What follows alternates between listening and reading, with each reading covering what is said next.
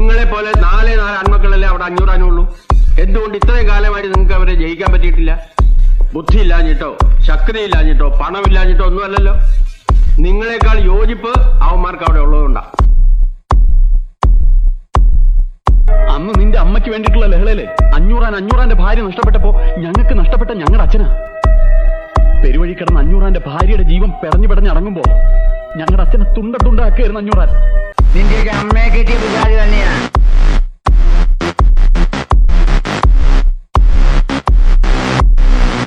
ഓഹോ, വെട്ടി കുഴിച്ചു പോകുന്നത് നിന്നെ ആയിരിക്കും. നിന്നെ